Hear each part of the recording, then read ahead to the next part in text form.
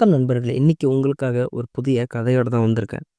இந்த கதை கண்டிப்பாக இன்ட்ரஸ்டிங்கா இருக்கும். சரி இன்ட்ரஸ்டிங்கா இருக்கா? இல்லையான்னு தெரிஞ்சுக்கவே ஃபர்ஸ்ட்டு கதையோடைய டைட்டில் தெரிஞ்சுக்கணும்.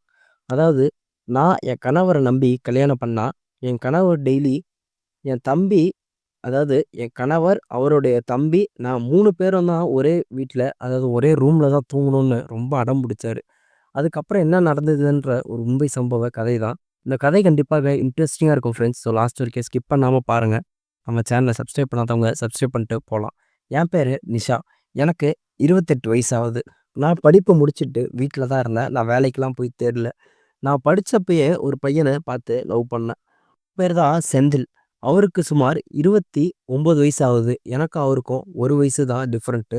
பார்த்துக்கோங்க. ஏன்னா நாங்க 2 பேரும் ஒரே காலேஜ்ல ஒரே படிப்பு தான் படிச்சோம். ஒரே கிளாஸு. இப்படிதான் போயிட்டுருந்தது. நான் அப்ப அவர ரொம்ப எனக்கு பிடிக்கும். அவரு குணம் வந்து அந்த அளவுக்கு அதாவது நல்ல ஒரு தங்க மனசுன்ற மாரி அவரு இருப்பாரு. என் கூட எப்போதுமே நல்லா நடந்துப்பாரு. எல்லார்கிட்ட இருந்தும் என்ன ரொம்ப ஒரு தனியா பாதுகாப்பா இருக்கிற மாரி ஃபீல் ஆகும் அவர்கிட்ட. அதன் காரணமா தான் நான் அவங்க வீட்ல பேசி, என் வீட்டு எதிர்ப்போட நான் அவர எப்படியோ கல்யாணம் பண்ணிட்டேன். என்னன்னா, எனக்கு அவங்க வீட்டோட சைட்லாம் எனக்கு பெருசா தெரியாது. நான் வேற கேஸ்ட்டு, அவரு வேற கேஸ்ட்டு. எனக்கு எதுவுமே தெரியாம, எப்படியோ எனக்கு அந்த நேரம் என்ன தோணுச்சோ, அத பண்ணணுன்ட்டு கல்யாணம் பண்ணிட்டேன். அப்புறம் வந்ததுக்கப்புறம் தான் தெரியுது, அவங்களும் நாங்களும் வேற வேற கேஸ்ட்டுன்னு. சரி வேற வேற கேஸ்ட்டா இருந்தாலும் பரவால்லன்னு பார்த்தா, அவரு வீட்ல அவரு தம்பியும் இருக்காரு. அவரு தம்பியும் இன்னும் வேலைக்கு போக ஆரம்பிக்கல. அவரு தம்பி படிச்சு முடிச்சுட்டு அவரும் வீட்ல தான் இருக்காரு.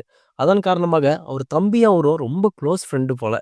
அதாவது க்ளோஸ் ஃப்ரெண்ட் மாரி இருப்பாங்க போல. ஆனா எனக்கு அது தெரியாம, நானும் வேற வழி இல்லாம கல்யாணம் பண்ணிட்டு வந்துட்டேன். வந்ததுக்கப்புறம் தான் இந்த விஷயம் தெரிஞ்சோனே, எனக்கே ரொம்ப குண்ட தூக்கி போட்ட மாரி ஆயிடுச்சு. என்னடா இது இப்படி இருக்காரே!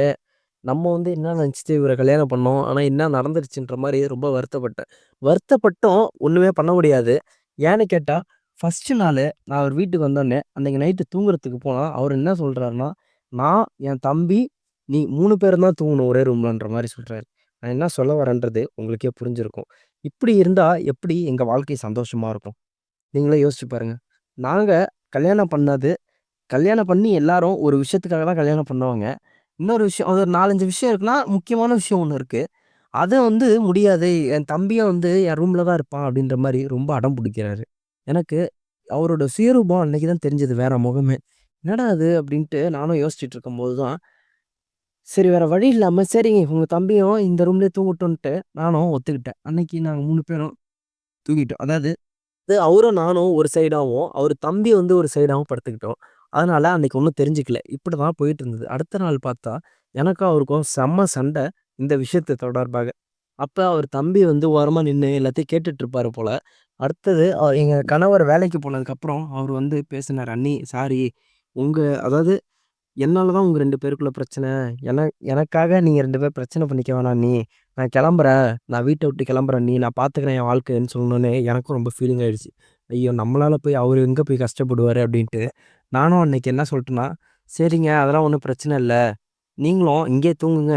இதுல என்னங்க இருக்கு? அவரோட தம்பி தானே நீங்க" அப்டின்னு சொல்லிட்டு, நானும் ஓகே சொல்லிட்டேன். சரி வேற என்ன பண்றது? அவரும் ரொம்ப எதிர்பார்க்குறாரு. அதன் காரணமாக, "அவர் தம்பி தான, இதுல என்ன இருக்கு? அதெல்லாம் ஒண்ணும் பிரச்சனை வராது." அப்படின்னு சொல்லிட்டு, நாங்க எப்பயும் போல தான் தூங்குனோம். சுமார் 2 வருஷம் குழந்தையே எங்களுக்கு கிடையாது. அதாவது எனக்கும் என் கணவருக்கும். ஏன்னா எப்போதுமே என் கணவரோட தம்பி ரூம்லயே இருக்கிறது காரணமாக.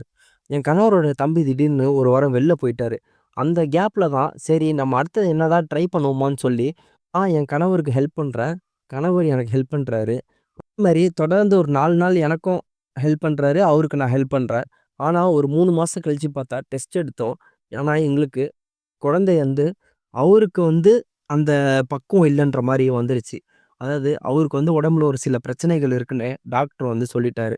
அன்னைக்கு எனக்கே ரொம்ப குண்ட தூக்கி போட்ட மாரி ஆயிடுச்சு. ஆனா, வேற வழி இல்லாம என் கணவர் அன்னைக்கு அழுதுகிட்டே என்ன சொன்னாருன்னா, "நான் இல்லைன்னா என்ன உனக்கு? அதான் என் தம்பி இருக்கானே!" அப்படின்னு சொல்லும்போது தான், எனக்கும் ஒரு மாதிரி ஆயிடுச்சு. என்னடா இது இவரு இப்படி சொல்றாரே! அப்படின்ட்டு. ஆனா, அவரு சொல்ட்டாரு, "அதெல்லாம் என் தம்பி இதுக்கெல்லாம் ஓகே தான். நான் வந்து ஏதாவது பிரச்சனை பண்ணா தானே! ஆனா, அதெல்லாம் ஒண்ணும் பிரச்சனை இல்ல. என் தம்பி இருக்கான். அவன் மூலியமா எதுவா இருந்தாலும் நம்ம பார்த்துக்கலாம்ன்னு சொல்லி, அவன் வந்து உனக்கு ஹெல்ப் பண்ணுவான்." அப்படின்ற மாரி சொன்னாரு. நான் அப்ப சொன்னேன், "ஏங்க இதெல்லாம் தப்பா இருக்குங்க. இது எப்படிங்க? நீங்க தானங்க எல்லாமே எனக்கு ஹெல்ப் பண்ணணும். எப்படிங்க உங்க தம்பி எனக்கு ஹெல்ப் பண்ணுவாருன்னு?" சொல்லி நான் ரொம்ப கதறினேன். அப்பதான் அவரு சொன்னாரு, "அதெல்லாம் ஒண்ணும் இல்ல. என் தம்பி தானே. நான் தானே பர்மிஷன் குடுக்குறேன். வேற யாராவது குடுத்தா தான் இந்த பிரச்சனை. எனக்கு தெரியாம அவன் உனக்கு ஹெல்ப் பண்றதாவும், நீ எனக்கு ஹெல்ப் பண்றதாவும் இருந்தா தானே, நான் தான் பர்மிஷன் குடுக்குறேனே. அப்புறம் என்ன நீ யோசிக்கிற? அதெல்லாம் ஒண்ணும் பிரச்சனை இல்லன்னு" சொன்னதுக்கப்புறம், அவரோட தம்பியும் ஊர்லேருந்து வந்தாரு. அப்ப என்ன சொன்னாருன்னா, "இங்க வாடா, நீ இந்த ரூம்ல இந்த தூங்கு. நான் வெளில போய் தூங்குறேன்" அப்படின்ற மாரி சொன்னாரு. அவரு கேட்டாரு, "ஏன் அண்ணா அப்படி சொல்றீங்க? அண்ணி வேற அங்க தனியா இருக்காங்களே" அப்படின்ற மாரி சொல்லும்போது தான் அவரு சொன்னாரு, "அதெல்லாம் ஒண்ணும் இல்ல. நான் இந்த விஷயத்த உன்ட்ட சொல்றேன்ட்டு" ஒரு 1/2 மணி நேரம் ரொம்ப அழுதுட்டாரு என் கணவரு. "எனக்கு இந்த மாரிலாம் பிரச்சனை இருக்குடா. என் அதாவது நீ தான்டா எனக்கு உதவி பண்ணணும். ஊர்லாம் ஒரு மாதிரி தப்பா பேசுதுடா. நீ ஏதாவது பார்த்து பண்ணி விட்றா" அப்படின்னு சொன்னதுக்கப்புறம், அன்னைக்கு என் கணவரோட தம்பி எனக்கு ரொம்ப நேரம் உதவி செஞ்சாரு. நானும் வேற வழி இல்லாம, அதாவது சமூகத்தின் பிரச்சனை காரணமாக, ஒரு சமூகத்தில ஒரு அழுத்தம் இருக்கு. இந்த மாதிரிலாம் இருந்தா தான் லைஃபு, குழந்தை இல்லைன்னா கஷ்டம் அப்படின்னு சொன்னது காரணமாக, நானும் என் கணவருக்காக எல்லாத்தையும் ஏத்துக்கிட்டு, அன்னைக்கு இந்த மாரி ஆச்சு. அதுக்கு அப்புறத்துலருந்து நான், என் கணவர், என் கணவரோட தம்பி 3 பேரும் நாங்க ஒரே பெட்ரூம்ல தான் தூங்க ஆரம்பிச்சோம். இப்படிதான் எங்க வாழ்க்கை நடந்துட்டு இருந்தது. ஆனா, ஒரு 8 மாசத்துக்கு அப்புறம் தான் எனக்கு குழந்தை இருக்கிறது கன்ஃபார்ம் ஆச்சு. அப்போ என் கணவர் ரொம்ப சந்தோஷப்பட்டாரு. ஆனா, இன்னொரு சைடுல ரொம்ப ஃபீல் பண்ணாரு. ஏன்னா, இது அவரோடது கிடையாதுன்றது அவருக்கு ஒரு ஃபீலிங்கும். ஆனா, என் ஒய்ஃப்‌க்கு குழந்தை உருவாயிடுச்சு என்பது அவருக்கு ஒரு சந்தோஷமும். ஏன்னா, அவரோட தலைமுறை விருத்தி அடையுது அப்படின்ற ஒரு சந்தோஷத்துல அவரு இருக்காரு. ஆனா, அது அவரோடது இல்லன்னு ஒரு கஷ்டத்திலயே இருக்காரு. இப்படிதான் ஆச்சு. அன்னைக்கு நான் அவர்கிட்ட, "நீங்க வாங்க நம்ம பார்க் போயிட்டு வருவோம்ன்னு" சொல்லிட்டு அவர சொன்னேன். "ஏங்க ஒண்ணும் இல்ல. இது பார்த்துக்கலாம் எதுவா இருந்தாலும்.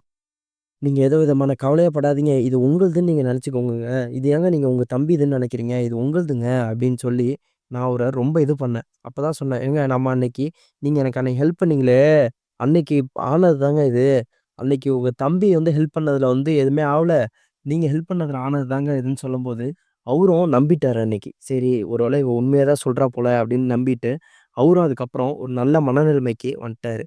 ஏன்னா, அது இல்லைன்னா, அவருக்கு வாழ்நாள் ஃபுல்லா ஒரு குற்ற உணர்ச்சியா இருக்குன்ற காரணத்தினால தான், வேற வழி இல்லாம, சரி இது உங்களுது தாங்கன்னு சொல்லி, அவரு எப்படியோ புரிய வச்சு, அவரு அழுவைய நிப்பாட்டி, அவரு ஃபீலிங்க நிப்பாட்டி, அவர நீங்க சந்தோஷமா இருங்கன்னு சொல்லி, அதுக்கப்புறம் தான் எங்க வாழ்க்கை நல்லபடியா ஆரம்பிச்சது. ஆனாலும் எனக்கு மனசுல எனக்கும் ஒரு சில உறுத்தல் இருக்கு.